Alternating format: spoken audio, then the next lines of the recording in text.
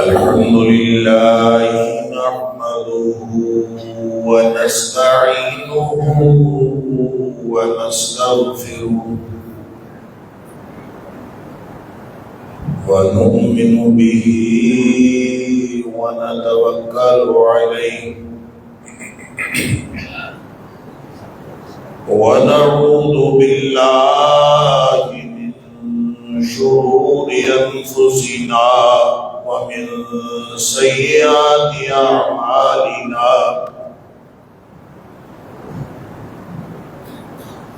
من يهده الله فلا مضل له ومن يضلل فلا هادي له وأشهد أن لا إله إلا الله وحده لا شريك له وأشهد أن محمدا عبده ورسوله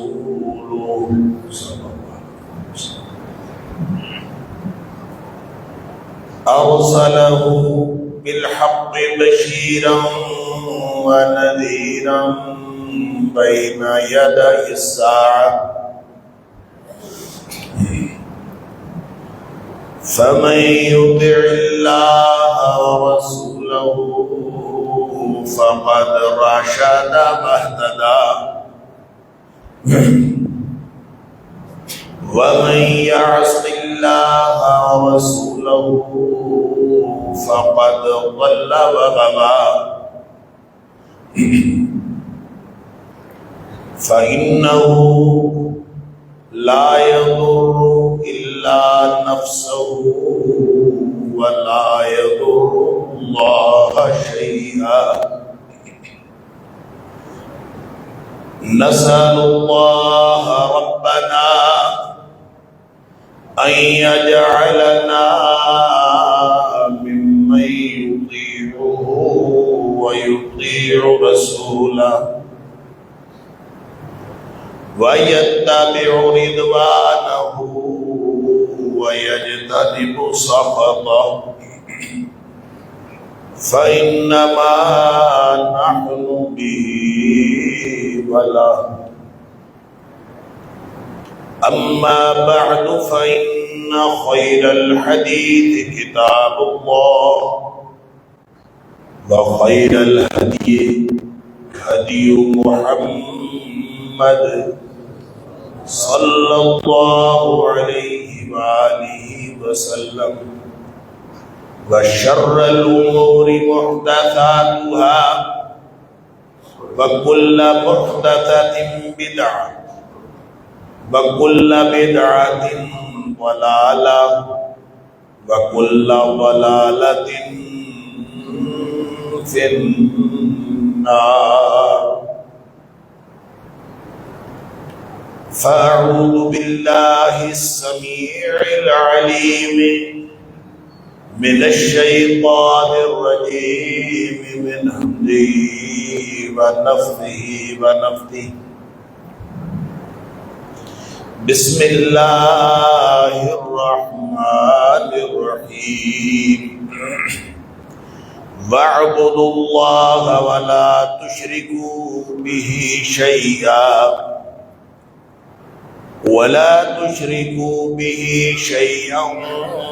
وبالوالدين إحسانا وبذي القربى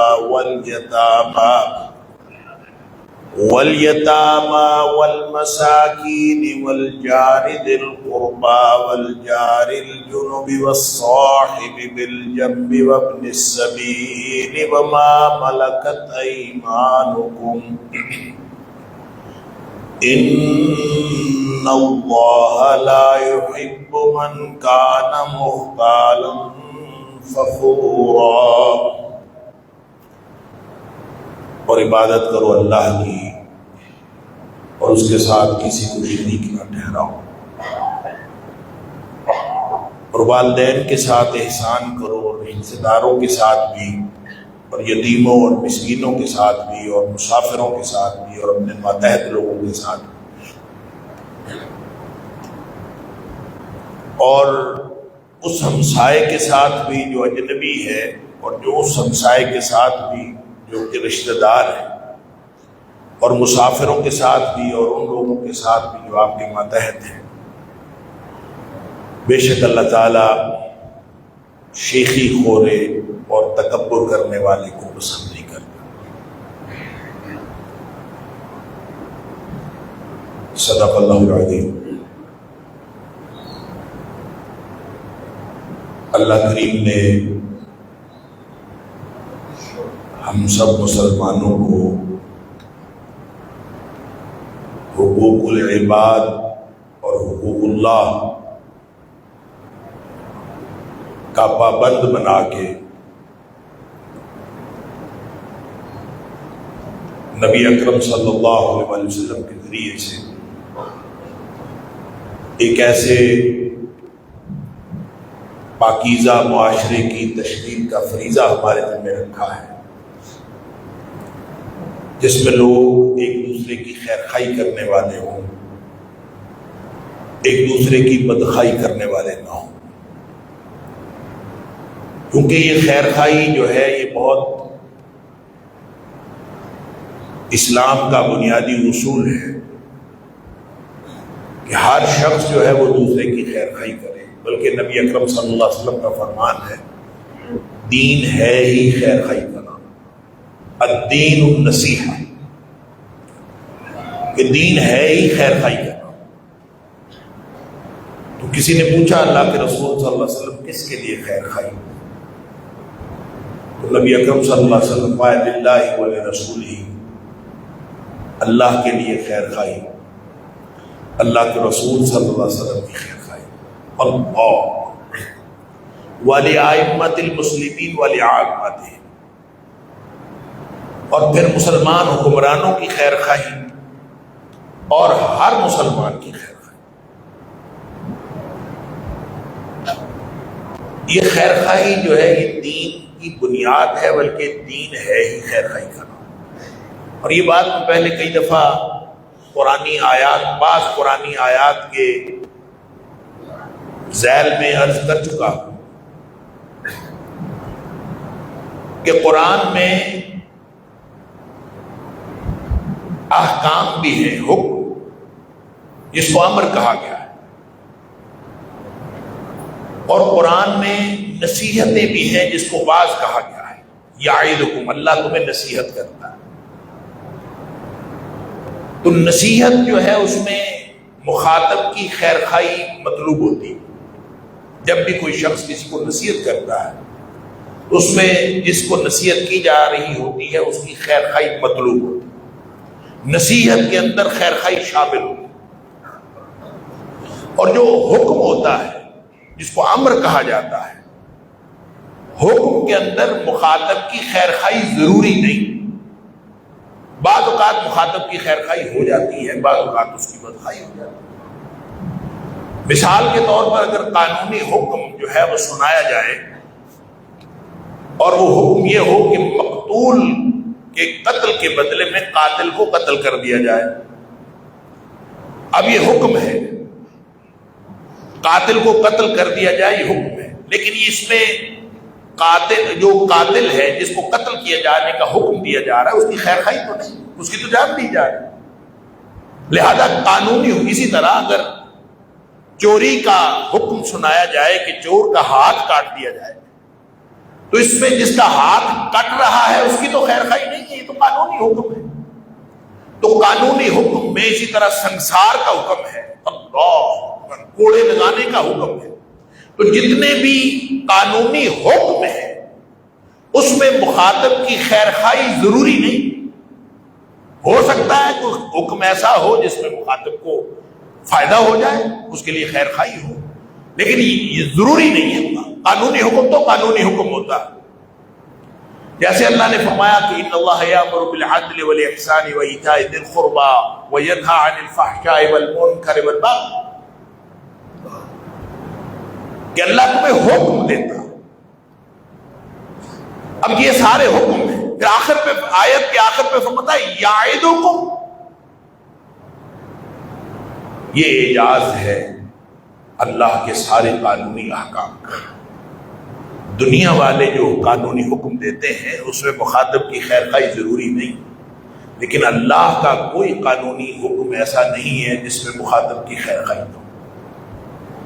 یہ ہے فرق خالق کے احکام کا اور مخلوق کے احکام. خالق جو بھی حکم دیتا وہ ایک فرد کو سامنے رکھ کے نہیں دیتا، وہ پورے معاشرے کو سامنے رکھ کے دیتا. وَلَكُمْ فِي الْقِصَاصِ حَيَاتٌ يَا أُولِي الْأَلْبَابِ. عقل والو، جب کوئی شخص قصاص میں قتل کیا جا رہا ہوتا ہے تو اس میں بھی تمہاری خیر خواہی ہوتی ہے. وَلَكُمْ فِي الْقِصَاصِ حَيَاتٌ يَا أُولِي الْأَلْبَابِ لَعَلَّكُمْ تَتَّقُونَ. اگر تم غور کرو تو ایک قاتل کو سزائے موت دینے سے باقی سارے معاشرے کو زندگی ملتی ہے. تو معاشرے کی زندگی وابستہ ہے قاتلوں کو قتل کرنے پر. معاشرے کی زندگی وابستہ ہے اور معاشرے کا امن وابستہ ہے اسلام کی سزائیں نافذ کرنے پر. لہذا مثالی معاشرہ بن سکتا ہی نہیں. ایک پاکیزہ معاشرہ، ایک خیر خواہی کا معاشرہ بن سکتا ہی نہیں جب تک آپ لوگوں کو ٹانگیں گے نہیں. جو ٹانگے جانے والے ہیں ان کو ٹانگ دیں، اور جو ایک ٹانگا جائے گا تو باقی سارے معاشرے میں جتنے مجرم ہوں گے، جتنے جرائم پیشہ لوگ ہوں گے، سب کو کان ہو جائے گے کہ اب یہ کام نہیں کرنا. اس لیے کہ جو کسی کو قتل کرتا ہے اس کی سزا یہ ہے کہ قصاص لے لیا جاتا ہے. جو کسی کی چوری کرتا ہے اس کا ہاتھ کاٹ دیا جاتا ہے. جب ہاتھ کٹے گا تو ایک دفعہ کسی کا ہاتھ کٹ جائے، دو لوگوں کا ہاتھ کٹ جائے، باقی پورے معاشرے میں چوری کو روکنے کے لیے کسی اور چیز کی ضرورت نہیں. پھر لوگوں کا سامان سامنے پڑا ہوگا، لوگوں کو ہاتھ لگانے کی ضرورت نہیں ہوگی. جس کو پتا ہوگا کہ میں اٹھاؤں گا تو میرا ہاتھ کٹ جائے. اللہ اکبر. جن لوگوں کو اسلامی سزائیں بھیانک لگتی ہیں قرآن ان کو سوال کرتا ہے، قرآن ان کے لیے بات کرتا ہے کہ عقل نہیں ہے تمہارے. وَلَكُمْ فِي الْقِصَاصِ حَيَاتٌ يَا أُولِي الْأَلْبَابِ لَعَلَّكُمْ تَتَّقُونَ. اگر زندگی اللہ کی مرضی سے گزارنی ہے، اللہ کو راضی کرنے کے لیے گزارنی ہے، اللہ کی ناراضگی سے بچنے کے لیے گزارنی ہے، تو پھر معاشرے کی زندگی قاتلوں کو چھوڑ دینے میں نہیں ہے، قاتلوں کو قتل کر دینا. اس کو قتل کرو گے معاشرے کو زندگی ملے گی. اللہ حاصل قیاس. اسلام، قرآن، نبی اکرم صلی اللہ علیہ وآلہ وسلم معاشرے کو دیکھتے ہیں، افراد کو نہیں دیکھتے. افراد بعض اوقات اس کا ہاتھ کٹتا ہے، وہ ایک فرد ہے، اس کا تو نقصان ہوگا، اس کا ایک شخص کا نقصان باقی معاشرے کی زندگی ہے. جس کو کوڑے لگ رہے ہیں بدکاری کی سزا کے طور پر، فرمایا اس کو لوگ دیکھیں بھی، یعنی بند کمرے میں کوڑے نہیں لگانے، لوگوں کے سامنے لگانے ہیں تاکہ لوگوں کو عبرت ہو، آئندہ کوئی بدکاری کی طرف نہ جائے. اور پھر اگر کوئی ایسا ہی ڈھیٹ ہے اور ایسا ہی بے شرم ہے کہ وہ بدکاری کرتا ہے شادی شدہ ہونے کے باوجود، تو پھر اگر اس کو کوئی عبرتناک سزا نہیں دی جائے گی تو معاشرہ پاکیزہ معاشرہ کی نہیں کہنا سکتا. معاشرے کو اگر پاکیزہ رکھنا ہے تو پھر اس کو ایسی سزا دو، اللہ اکبر، اس کو ساری دنیا کے سامنے پتھر مار مار کے مار دو، اللہ، تاکہ پورے معاشرے کو دور دور تک سب کو پتا ہو، خبر ہو جائے کہ جو شادی شدہ ہونے کے باوجود اس طرح کی حرکت کرتا ہے اس کے لیے سزائے موت بھی سادہ نہیں ہے، پتھر مار مار کے مارنا. انا للہ و انا الیہ. لیکن اس سے ہوگا کیا؟ اگر ایک بدکار کو سزا ملے گی باقی معاشرہ پاک ہو جائے گا. تو یہ معاشرے کی پاکیزگی کے لیے اللہ کریم نے یہ سارے قوانین دی ہے. اس میں یہ اصل میں خیر خواہی ہے پورے معاشرے کی. اور پھر وہاں سورہ نساء میں جہاں اللہ نے یہ فرمایا کہ اللہ تمہیں حکم دیتا ہے ان اللہ یامرکم ان تؤدوا الامانات الی اہلھا، اللہ تمہیں حکم دیتا، یہاں بھی قانونی حکم کی بات، اللہ تمہیں حکم دیتا، کیا حکم؟ ان تؤدوا الامانات الی اہلھا، معاشرہ چلنا ہے تو معاشرے کے پورے سسٹم کی، معاشرے کے پورے نظام کی بنیاد یہ ہوگی کہ آپ اجتماعی نظام اہل لوگوں کے سپرد کریں۔ اگر اہل لوگوں کے سپرد سارا نظام نہیں ہوگا، اگر اہم عہدوں کے اوپر، معاشرے کے اہم عہدوں کے اوپر نظام چلانے والے لوگ اگر وہ نااہل ہوں گے تو معاشرہ کبھی بھی درست سمت میں نہیں جا سکتا۔ اہل لوگوں کو ہر عہدہ، امانت اس چیز کو کہا جاتا ہے جو کسی کے بھروسے پر دی جائے۔ تو جو عہدے ہوتے ہیں، آپ کسی کو کوئی رقم امانت رکھ دیتے ہیں، یہ بھی امانت ہے، آپ اس کے بھروسے پر اس کو دیتے ہیں۔ جس پر بھروسہ ہوتا ہے انسان اس کو اپنی کوئی چیز رکھتا۔ علی ھذا القیاس، یہ پورا ملک ہے، یہ پورے نظام کو چلانا ہے، تو وہ بھی آپ اس شخص کو دیں گے نا جس پر بھروسہ ہے۔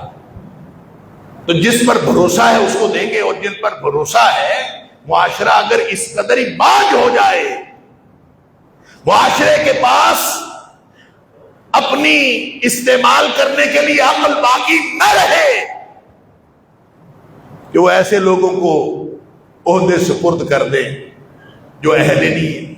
اللہ اکبر، میں اس طرف بعد میں آتا ہوں، لیکن میں عرض یہ کر رہا تھا کہ اللہ حکم دیتا ہے ان اللہ یامرکم ان تؤدوا الامانات، اللہ حکم دے، یہ حکم ہے، یہ قانونی حکم ہے۔ اور پھر آخر پہ فرماتا ہے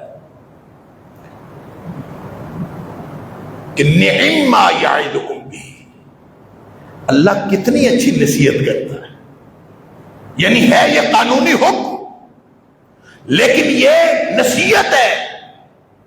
اللہ کا کوئی حکم ایسا نہیں جو خیر خائی سے خالی ہو، لہذا جب اللہ کہتا ہے کہ اہل لوگوں کو سپرد کرو، اس کا مطلب ہے نااہل لوگوں کو عہدوں سے اتار دو۔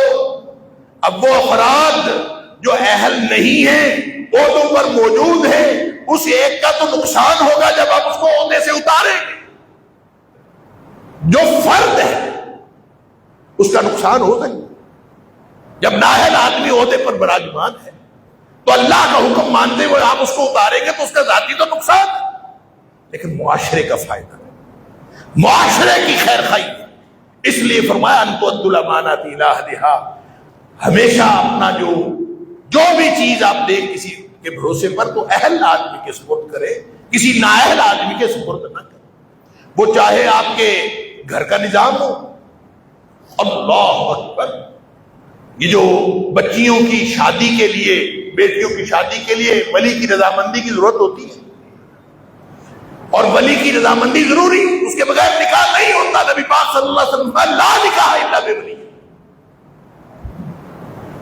لیکن اگر ولی اہل ہی نہ ہو، ولی ولایت کے، اس کا دماغ چل گیا ہو، یا وہ بچے کے ساتھ خیر خائی نہ کر رہا ہو، یا وہ کسی بھی طرح وہ اس کی شادی میں رکاوٹ بن کے اس کے ساتھ خیر خائی نہ کر رہا ہو بلکہ بدخائی کر رہا ہو، تو پھر السلطان ولی من لا ولی لہ، پھر ریاست اس کی ولی بن جاتی ہے۔ پھر آپ چلے جا سکتے ہیں، آپ جا کے عدالت سے کہہ سکتے ہیں کہ یہ میرا ولی جو ہے یہ درست آدمی نہیں ہے۔ وہ اگر اہل ہوگا تو اس کے پاس حق ولایت ہوگا، اگر آپ عدالت میں ثابت کر دیں گے کہ یہ اہل نہیں ہے اور عدالت فیصلہ کر دے کہ واقعتاً وہ اہل نہیں ہے، اس کی ولایت بھی باقی نہیں رہتی،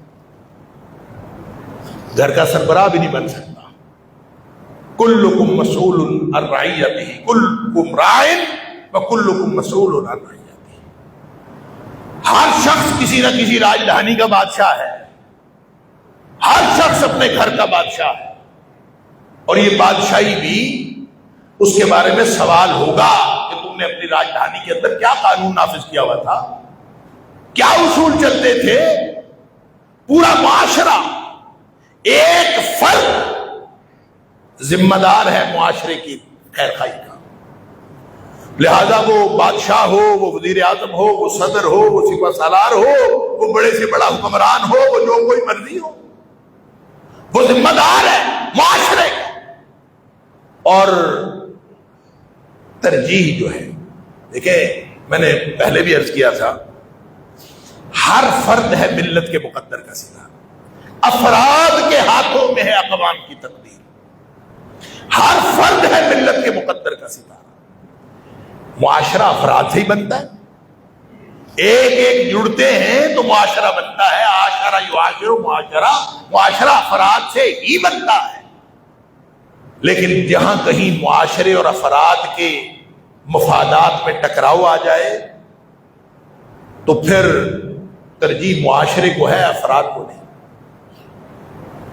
افراد ختم کیے جا سکتے ہیں، افراد قتل کیے جا سکتے ہیں، افراد کو ایلیمینیٹ کیا جا سکتا ہے، افراد سے معاشرہ پاک کیا جا سکتا ہے۔ وہ جب کبھی معاشرے اور فرد کا مفادات کا ٹکراؤ آ جائے اور فرد کوئی ایسی بات کر رہا ہے جو معاشرے کے معاشرے میں فساد کا باعث ہے، اللہ اکبر۔ میں نے سزاؤں کی مثالیں دی، اور پھر ایک اور عملی مثال جو پہلے بھی کئی دفعہ میں نے عرض کی ہے، حضرت عمر فاروق رضی اللہ تعالیٰ، اللہ اکبر۔ عمر فاروق رضی اللہ تعالیٰ عنہ جب ان کو زخم لگا تو 3 دن زندہ رہے، مشورے ہوتے رہے کہ اس کے بعد خلیفہ کون ہوگا۔ بالآخر انہوں نے 6 بندوں کی کمیٹی بنا دی، اور وہ جو 6 بندے تھے وہ کون تھے؟ وہ عشرہ مبشرہ میں سے باقی کے 6 لوگ تھے۔ عشرہ مبشرہ جن کو نبی اکرم صلی اللہ علیہ وسلم نے دنیا میں ہی جنت کی بشارت عطا فرمائی، گویا امت کی کریم، امت کے سب سے بہترین لوگ، ان میں سے 3 لوگ اس دنیا سے جا چکے تھے، 2 پہلے جا چکے تھے، تیسرے خود عمر فاروق رضی اللہ تعالیٰ اس دنیا سے جا رہے تھے۔ باقی 6 لوگ نہیں تھے، 7 تھے۔ باقی کتنے تھے؟ 7۔ کمیٹی کتنے لوگوں کی بنائی؟ 6 لوگوں کی، اور ایک کو نہیں رکھا اس کمیٹی میں۔ وہ کون تھے؟ وہ حضرت سعید بن زید رضی اللہ تعالی عنہ، جو حضرت عمر فاروق رضی اللہ تعالیٰ عنہ کے بہنوئی تھے۔ اس لیے ان کو نکال دیا کہ کوئی یہ نہ سمجھے کہ یہ اپنے بہنوئی کو حکمران بنانا چاہتا، ان کو نکال، اس قدر احتیاط۔ حالانکہ وہ اس قابل تھے، میرٹ پورا تھا، جس بنیاد پر کمیٹی بنی تھی اس کا میرٹ پورا کرتے تھے، لیکن صرف اس وجہ سے ان کا قصور کیا تھا کہ وہ رشتہ دار تھے، اور رشتہ دار ہونے کی ہم تو رشتہ داروں کو آگے کرتے ہیں۔ اور عمر فاروق رضی اللہ تعالیٰ عنہ دوسرے خلیفہ راشد، جن کو یہ اعزاز حاصل ہے کہ نبی اکرم صلی اللہ علیہ وسلم فرمایا میرے بعد کوئی نبی ہوتا تو عمر، اللہ، اس کو الگ کیا، سعید بن زید کو نکلا، باقی 6 لوگ، اور 6 کے 6 کون ہیں؟ عشرہ مبشرہ۔ ہر شخص امت کا امیر بننے کے قابل ہے، ہر شخص امیر المومنین بننے کے قابل ہے، اللہ اکبر۔ اور آپ نے فرمایا کہ میرے اس دنیا سے چلے جانے کے بعد، میرے فوت ہو جانے کے بعد، یہ لوگ 3 دن کے اندر اندر اپنا فیصلہ کریں۔ حضرت صہیب سے کہا ان کو ایک گھر میں بند کر دینا اور ان سے کہنا کہ 3 دن کے اندر اپنا فیصلہ کر لیں، اور جب یہ فیصلہ کر چکے، ایک متفقہ فیصلہ ہو جائے کہ فلاں امیر ہے، اور فیصلہ ہونے کے بعد اعلان ہو جائے کہ ہاں یہ ہم نے فیصلہ کر لیا ہے کہ یہ امیر ہوگا، اس کے بعد باقی 5 لوگوں میں سے کسی شخص کو یہ خیال آئے کہ نہیں، میں نے تو خود امیر بننا تھا، یہ ٹھیک نہیں امیر بنا، یہ سلیکشن ٹھیک نہیں ہوئی، مجھے بننا چاہیے تھا، کوئی اگر دعویٰ کرے اور دعویٰ لے کے اٹھے، فرمایا اس کا سر قلم کر دینا، اللہ اکبر، امت کی قریب ہم تو بات قاتلوں کی اور چوروں کی کر رہے تھے کہ اسلام معاشرے کو بچانے کے لیے اپنے افراد قتل کروا دیتا ہے، اپنے افراد کا خیال نہیں رکھتا تاکہ پورے معاشرے کی خیر خواہی ہو، ایک پاکیزہ معاشرہ، ایک خیر خواہی والا معاشرہ، ایک مثالی معاشرہ بنے۔ اسلام تو اس کے لیے کرتا ہے۔ تو یہاں تو امت کی کریم جو شخص، ان میں سے 6 کے 6 لوگوں میں سے ہر شخص خلیفۃ المسلمین بننے کے قابل تھا، لیکن چونکہ امت کے اندر فساد نہیں پھیلایا جا سکتا، معاشرے کے اندر فساد نہیں پھیلایا جا سکتا، اور جو شخص اس طرح کا دعویٰ کرے گا وہ جتنا بڑا ہوگا اتنا بڑا فساد ہوگا، جس کا جتنی زیادہ اس کی معاشرے کے اندر حیثیت ہوگی اتنا بڑا فساد ہوگا۔ اور فساد سے بچنے کے لیے اللہ، معاشرے کا کوئی فساد ہو اس سے بچنے کے لیے جو بھی کرنا پڑے، ہاں کوئی فرض واجب ترک نہ ہو رہا ہو، وگرنہ اسلام نے پہلی ترجیح معاشرے کو دی ہے، افراد قربان کر دیتا ہے معاشرے کو فساد سے پاک رکھنے کے لیے۔ اللہ اکبر۔ نبی اکرم صلی اللہ علیہ وسلم نے حضرت عائشہ صدیقہ رضی اللہ تعالیٰ عنہ سے فرمایا، عائشہ مجھے اگر تیری برادری کا خیال نہ ہوتا، تیری برادری کا خیال نہ ہوتا تو میں حتیم کو کعبے میں شامل کر کے کعبے کو بڑا کر دیتا، اس لیے کہ حتیم کا وہ جو حصہ ہے، وہ جو چھوٹی دیوار ہے گول ہم دیکھتے ہیں کعبے کے ساتھ، یہ اصل میں کعبے کا حصہ ہے۔ یہ تو نبی پاک صلی اللہ علیہ وسلم کی بعثت سے قبل جب قریشیوں نے اس کی تعمیر نو کی تو ان کے پاس انہوں نے چونکہ کعبے کے اوپر پیسہ لگانا تھا، لہذا طے کیا تھا کہ بالکل جو خالص حق حلال کی روزی ہے وہ لگانی ہے، جس کے اندر ذرا بھی شک ہے وہ نہیں لگانی۔ تو وہ پیسے ختم ہو گئے، تو جتنے پیسے تھے اتنا کعبہ بنا دیا، باقی کا چھوڑ دیا، اس کو نشان لگا دیا کہ کعبہ ہے اصل میں یہاں تک۔ اسی لیے اگر کوئی شخص حتیم میں نماز پڑھتا ہے تو ایسی ہے جیسے اس نے کعبے کے اندر نماز پڑھی، اور اگر کوئی شخص طواف کرتے وقت حتیم کے اندر سے گزر جائے اس کا طواف پورا نہیں ہوتا، اس لیے کہ وہ کعبے کا حصہ ہے، اس کے اوپر سے جائے گا تو طواف پورا ہوگا، وہ کعبے کا حصہ ہے۔ نبی پاک صلی اللہ علیہ وسلم فرماتے ہیں اب اپنا دل آپ کا کرتا ہے بھی وہ کعبے کا حصہ، اور نبی پاک صلی اللہ علیہ وسلم جو ہاں فرما دیں تو قانون بن جاتا ہے، جو نہ کہہ دیں تو قانون بن جاتا ہے۔ آپ کسی کے عمل پر خاموشی بھی اختیار کریں تو قانون بن جاتا ہے، آپ کا فرمان قانون ہے۔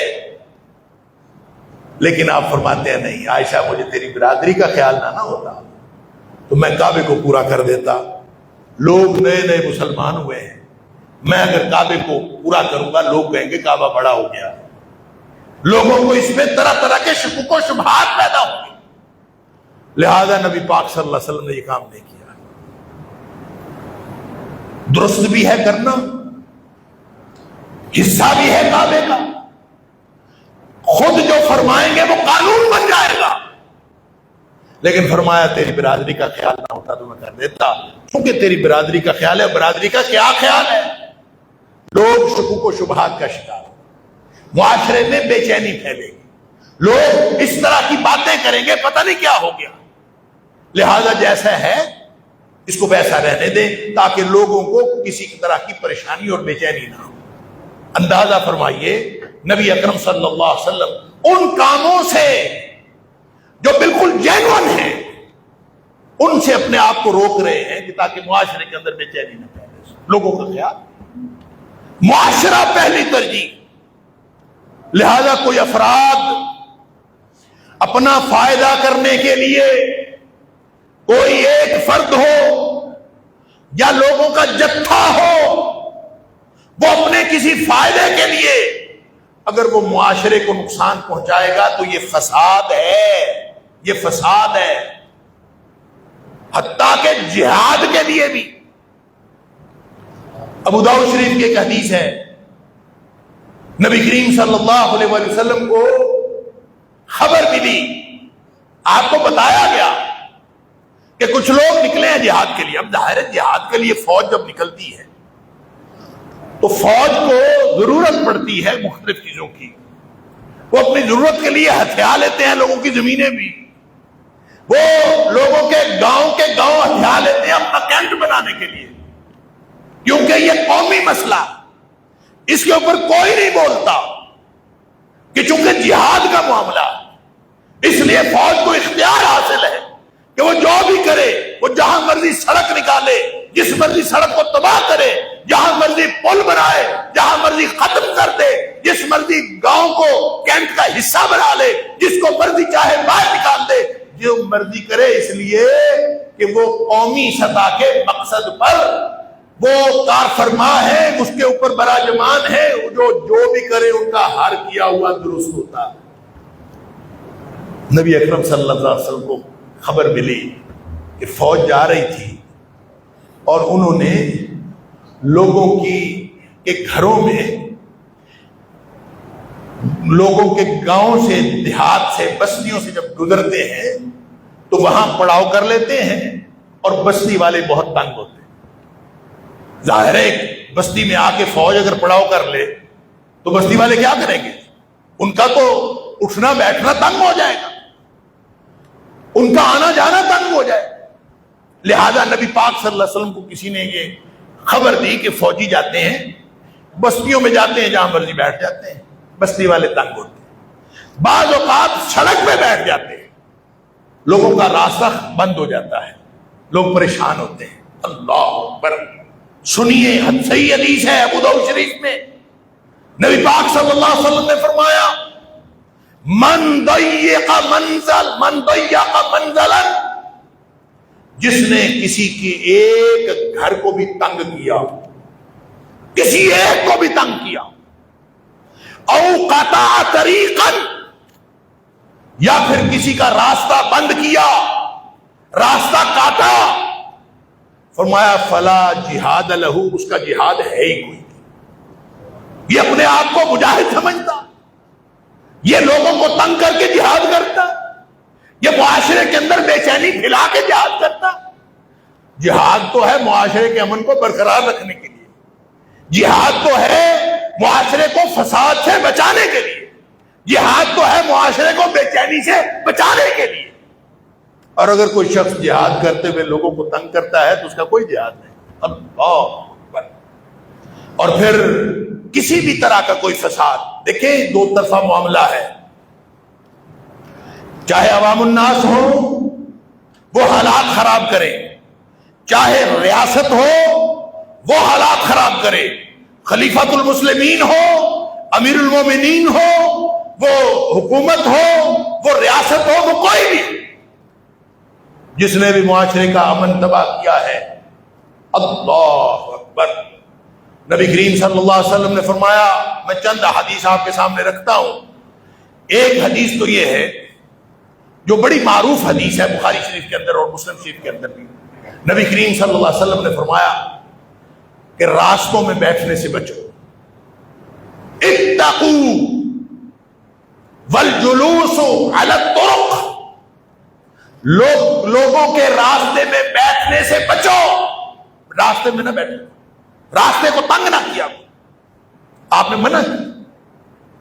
صحابہ نے کہا اللہ کے رسول صلی اللہ علیہ وسلم، چھوٹے چھوٹے گھر ہیں، بعض اوقات بیٹھنا پڑتا ہے، باہر راستوں پہ بیٹھنا پڑتا ہے۔ آپ نے فرمایا اگر بیٹھنا ہے، ضروری ہو بیٹھنا، تو پھر راستے کا حق ادا کرو۔ اللہ اکبر! اگر تمہیں بیٹھنا لازمی ہو، فَآتُوا الطَّرِيقَ حَقَّهُ، تو پھر راستے کو اس کا حق دیا۔ صحابی پوچھتے ہیں اللہ کے رسول صلی اللہ علیہ وسلم حق کیا ہے راستے کا؟ آپ نے فرمایا راستے کا حق یہ ہے، سب سے پہلا حق یہ ہے کہ آپ نگاہیں نیچی رکھیں۔ اللہ، نگاہیں نیچی رکھنا راستے کا حق ہے۔ اور دوسرا حق ہے کف العذا، کہ کسی کو کوئی تکلیف نہ ہو. اگر کسی گزرنے والے کو تکلیف ہوتی ہے، اللہ، یہ بڑا گناہ ہے. اور گناہ کتنا ہے؟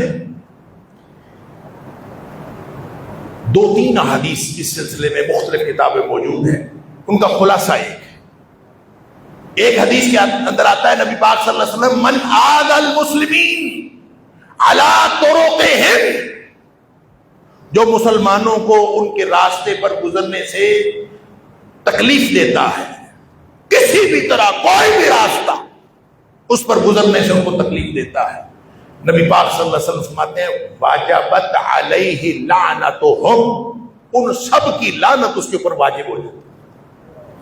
ایک حدیث میں فرمایا من صد المسلمین، من صد الطریق، من صد طریقا علی مسلم، مختلف الفاظ، مسلمانوں کا کسی نے راستہ روکا، صد اللہ علیہ طریقا الی الجنہ، اللہ اس کا جنت کی طرف راستہ بند کر دیتا ہے.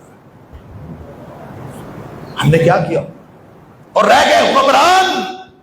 تو مسلم شریف کی یہ حدیث میں نے بڑی دفعہ آپ کے سامنے پیش کی ہے، آج پھر عرض کرتا ہوں، اپنی بات کو مکمل کرتا ہوں کہ نبی اکرم صلی اللہ علیہ وسلم نے فرمایا اللہ اکبر، کوئی بھی مسلمان، کوئی بھی آدمی، کوئی بھی شخص جس کو اللہ نے رعیت عطا کی ہو، ما من مسلم، کوئی بھی مسلم ہو، اس کو اللہ نے کوئی رعیت عطا فرمائی ہو اور اس کی کوئی راج دہانی ہو، اس کی کوئی ماتحت لوگ ہوں، چاہے وہ گھر کا مالک ہے، گھر کا سربراہ ہے، چاہے وہ ضلع کا سربراہ ہے، چاہے وہ ملک کا سربراہ ہے، اس کو کسی نے بھی کسی بھی جگہ اللہ کی طرف سے رعیت عطا ہو گئی، ثم یموت یوم یموت، پھر جس دن اس کی موت آئی اس دن فوت ہو گیا، وَهُوَ غَاشٌ لِرَعِيَّتِهِ، اس حال میں مرا